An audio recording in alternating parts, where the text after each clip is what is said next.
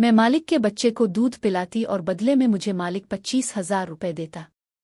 एक दिन वो कमरे में आया और कहा कि अगर आप मुझे आज पीने दें तो मैं आपको 1,00,000 रुपये दे दूंगा। ये सुनकर मैंने फौरन लाइट ऑफ कर दी और फिर रात भर पूरे जोश से पीता। मेरे शौहर की तनख्वाह बहुत ज्यादा नहीं थी, बड़ी मुश्किल से घर का खर्चा पूरा हो पाता था। फिर इस पर मेरा एक छोटा सा बच्चा था जिसे छोड़कर घर के कामकाज के लिए नहीं जा सकती थी, ना ही कहीं नौकरी कर सकती थी। एक बार मेरी पड़ोसन ने मुझे ऐसी बात कही जिसे सुनकर मैं सोच में पड़ गई, लेकिन मुझे लगा कि शायद मेरा शौहर मुझे इस बात की इजाजत नहीं देगा। वो काम ही कुछ ऐसा था। वो कहने लगी कि इसकी कोई जाने वाली है जिन्हें एक ऐसी औरत की जरूरत है जो उनके बच्चे के लिए मां बन सके। ये सुनकर मैं चुप हो गई। वो कहने लगी कि वो बहुत अमीर हैं और वो अपने बेटे से बहुत मोहब्बत करते हैं, तो वो तुम्हें बहुत अच्छी कीमत देंगे। मैंने कहा कि मेरा शौहर शायद मुझे इस बात की इजाजत ना दे। मेरी पड़ोसन कहने लगी कि एक बार तुम पहले मेरे साथ चलो, फिर उनसे पूछो कि वो तुम्हें इसकी क्या कीमत देंगे। अगर वो पैसे बहुत ज्यादा हुए तो जाहिर सी बात है तुम्हारा शौहर इनकार नहीं कर सकेगा, क्योंकि तुम्हें पैसों की जरूरत तो है। फिर वो तुम्हें अच्छी खुराक भी देंगे और फिर तुम्हारे बच्चे को भी इस चीज का फायदा होगा। ये सोचकर मैं चुप सी हो गई थी। जाहिर सी बात है मेरे शौहर की बहुत कम तनख्वाह थी, हमारे इसमें गुजारा नहीं हो पाता था, न ही मैं अच्छा खाना खा सकती थी। मेरा बच्चा बहुत कमजोर था और औलाद की खातिर मैं ये कदम उठाने के लिए तैयार थी। हालांकि किसी दूसरे बच्चे को गोद में भरना और अपने ही बच्चे को साथ इसे शामिल करना आसान तो नहीं होता, लेकिन अपने बच्चे की खातिर मैं ये सब करने के लिए तैयार थी। मुझे अपनी पड़ोसन की बात ठीक लगी कि पहले मैं उन लोगों से बात कर लूँ, ताकि अगर मुझे वहां से तनख्वाह मिलने की उम्मीद हुई तो मैं शौहर को मिला लूंगी। अगले दिन मैं अपने बच्चे को गोद में लेकर पड़ोसन के साथ उनके बंगले में गई। वो वाकई बहुत अमीर लोग थे। जब मैं अंदर गई तो इस घर की मालिकन टांग पर टांग रखकर सोफे पर बैठ गई थी और बच्चा बहुत रो रहा था और एक नौकरानी की गोद में था। वो इसे पाउडर वाला दूध पिला रही थी, लेकिन वो बच्चा दूध नहीं पी रहा था। मालिकन ने मुझे सर से पांव तक बड़े गौर से देखा। इसके चेहरे पर नागवारी सी थी। कहने लगी कि ना जाने तुम्हारे मालिक के दिमाग में कौन सा भूत सवार हो गया है।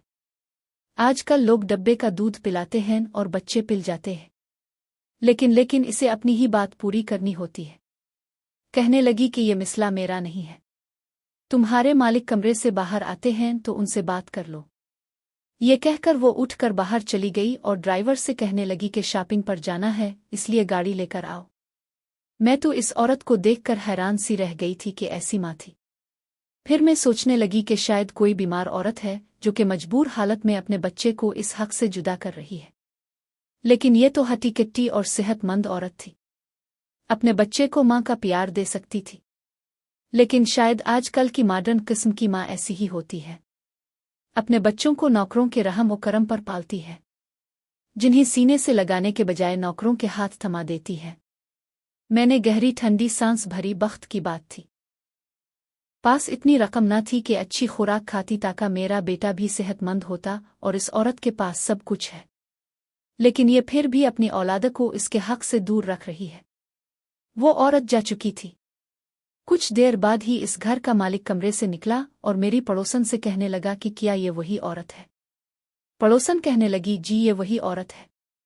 मेरी गोद में पड़े मेरे बेटे को इसने गौर से देखा था और फिर मेरी सेहत भी बहुत अच्छी न थी, मैं दुबली पुतली सी थी। वो कहने लगा कि उन्हें तो खुद खुराक की अच्छी खासी जरूरत है, ये भला मेरे बच्चे को कैसे पाल सकती है। मैंने इसकी बात सुनकर कहा कि रोजी रोटी ऊपर वाले के हाथ में होती है। रब ने बच्चे का खाने का जरिया बनाया है तो ताकत भी वही देता है। मेरी बात सुनकर इसने बड़े अजीब अंदाज से मुझे देखा था। कहने लगा कि मेरा बच्चा बहुत बीमार रहने लगा है क्योंकि इसे पाउडर वाला दूध सूट नहीं कर रहा है, और मेरी बीवी किसी तौर पर भी राजी नहीं कि बच्चे को इसका हक दे। अब मैं अपने बेटे की सेहत पर समझौता नहीं कर सकता। मैंने कहा कि आप मुझे कितने पैसे दे सकते हैं। मेरे सवाल पर कहने लगा कि जितना आप चाहें। मुझे पैसे देने पर एतराज नहीं है, मेरा बच्चा ठीक और तंदुरुस्त हो। इसने मुझे महीने के 25,000 कहा था। ये सुनकर मेरी हैरत से आंखें फटी की फटी रह गईं। ये मेरी जरूरत से अच्छे खासे ज्यादा पैसे थे। जब मैंने अपने शौहर को बताया तो पहले वो खामोश हो गया, लेकिन थोड़ी सी मेहनत करने के बाद इसने मुझे इजाज़त दे दी। लेकिन अगले दिन जब मैं इस बंगले में गई, मालिक घर पर ही मौजूद था। बाबा मुझे देखकर अपना बेटा मुझे पकड़ा दिया और फिर कहने लगा कि आज आपको दिन भर यहीं रहना पड़ेगा, घर आप 9 बजे के बाद जा सकती है। मैं अपने बेटे को भी साथ लेकर आई थी। मैं एक नौकरानी के साथ एक कमरे में चली गई। वो कमरा इस बच्चे के लिए ही बना था। वो बच्चा रोए जा रहा था, शायद बहुत भूख की वजह से। मैंने इसे अपने गिले से लगाया और इसे चुप कराया और कुछ देर में वो सो चुका था। लेकिन इस बच्चे को मेरी गोद में देखकर मेरा बेटा बड़े गौर से मुझे देख रहा था। मैं अपने बच्चे के हक में किसी और को शामिल कर चुकी थी। मेरा बेटा बार बार मेरी तरफ लपक कर गोद में आने की कोशिश कर रहा था, लेकिन इस वक्त मालिक का बेटा मेरी गोद में था। मैं इसे ही सुलाने की कोशिश कर रही थी। मैंने अपने बेटे के चेहरे पर अजीब सी बेचैनी देखी थी। कुछ ही देर में मालिक का बेटा सो चुका था, लेकिन मेरा बेटा जब भी मेरी तरफ आता मैं मजबूरना इसे खुद से हटाने की कोशिश करती। मैंने इस बच्चे के खिलौने अपने बेटे के आसपास रख दिए। मेरा बेटा खिलौनों से बहल गया था। मैंने इस बच्चे को सिलाया और कमरे में एयर कंडीशनर ऑन कर दिया। फिर मेरे बच्चे को भी भूख लग रही थी, कुछ इसका भी सोने का वक्त था। मैंने अपने बेटे को भी सुला लिया, लेकिन सोच रही थी कि इसे लुटाऊं कहाँ। बिस्तर तो इस मालिक के बेटे का था। मैंने अपने बेटे को जमीन पर लिटा दिया और खुद भी इसके बराबर में बैठ गई और कुछ ही देर में मेरी आंख लग गई।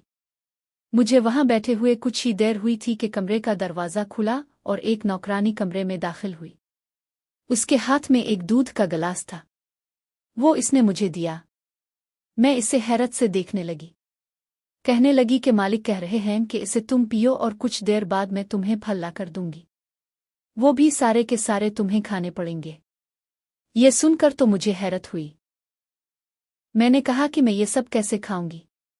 और नौकरानी कहने लगी कि मालिक का हुक्म है, वो कह रहे थे कि आप अच्छा खाएंगे, अच्छा पिएंगी, तभी उनका बेटा भी सेहतमंद रहेगा।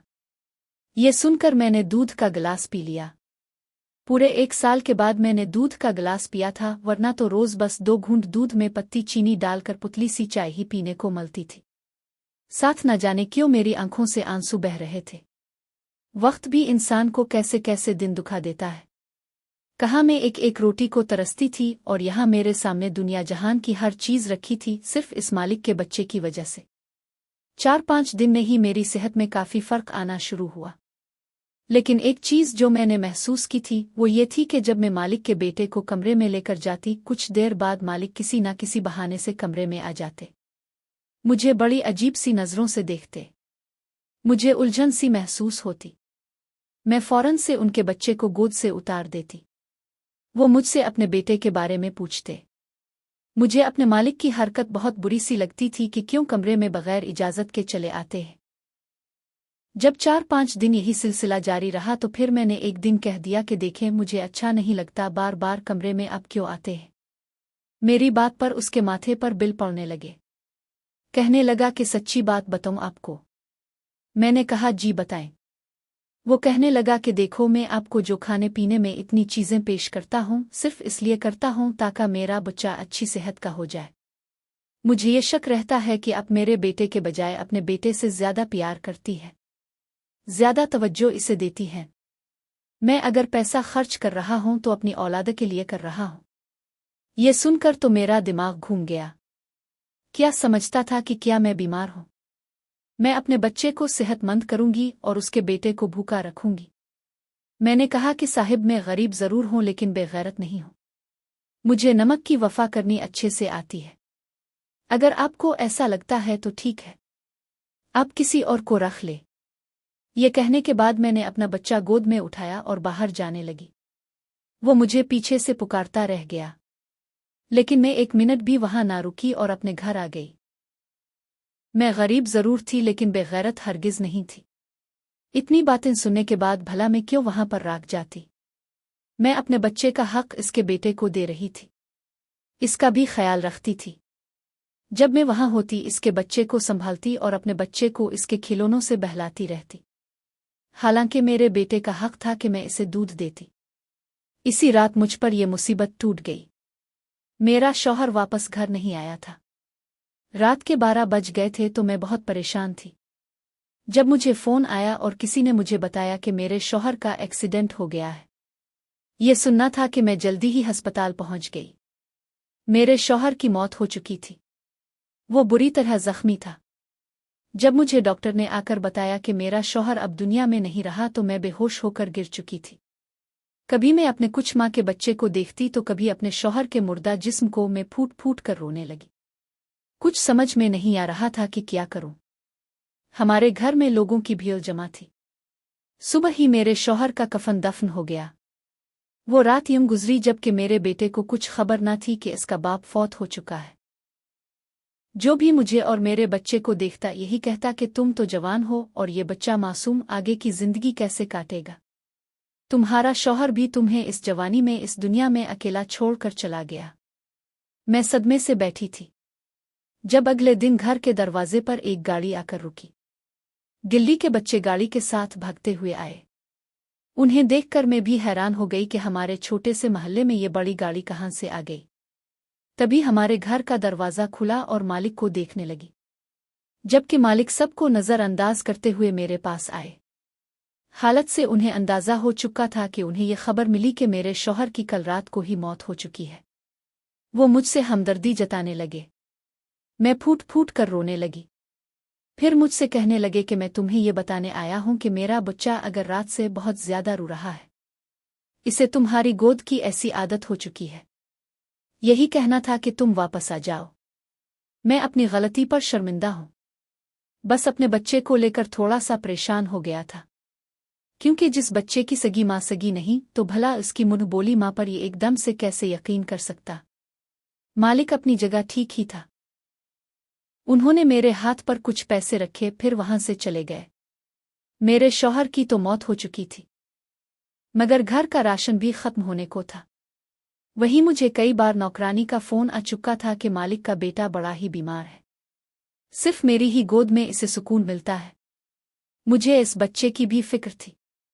आखिर में एक माँ थी, मेरी गोद में भी मासूम बच्चा था। मैं दूसरे बच्चे के साथ कैसे नाइंसाफी कर सकती थी।